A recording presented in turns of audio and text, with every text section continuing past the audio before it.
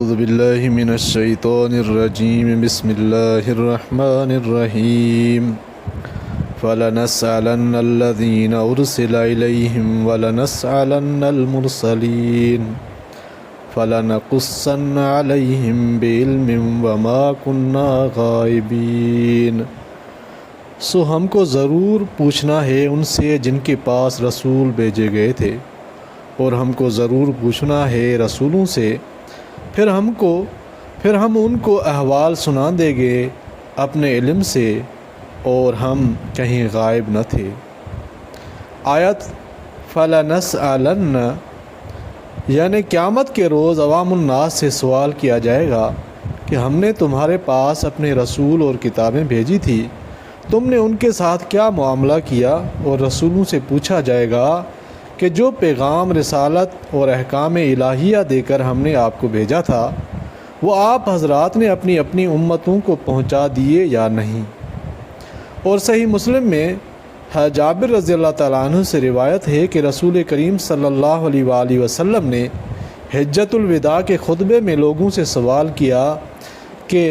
قیامت کے روز تم لوگوں سے میرے بارے میں سوال کیا جائے گا کہ میں نے تم کو اللہ کا پیغام پہنچا دیا یا نہیں،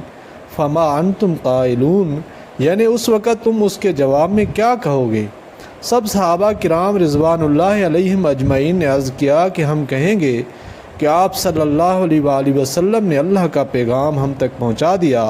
اور امانت خداوندی کا حق ادا کر دیا اور امت کے ساتھ خیر خواہی کا معاملہ کیا۔ یہ سن کر رسول اللہ صلی اللہ علیہ وسلم نے فرمایا اللہم اشہد یعنی یا اللہ آپ گواہ رہیں۔ اور مسند احمد کی روایت میں ہے کہ نبی کریم صلی اللہ علیہ وآلہ وسلم نے فرمایا کہ قیامت کے روز اللہ تعالیٰ مجھ سے دریافت فرماویں گے کہ کیا میں نے اللہ تعالیٰ کا پیغام بندوں کو پہنچا دیا؟ اور میں جواب میں عرض کروں گا کہ میں نے پہنچا دیا ہے، اس لیے اب تم سب اس کا اہتمام کرو کہ جو لوگ حاضر ہیں وہ غائبین تک میرا پیغام پہنچا دیں۔ غائبین سے مراد وہ لوگ ہیں جو اس زمانے میں موجود تھے مگر اس مجلس میں حاضر نہ تھے،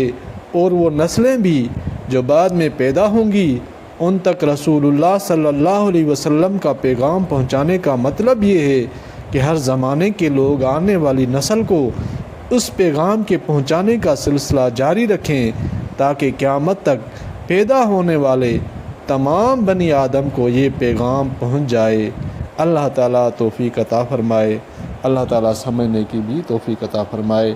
آمین یا رب العالمین۔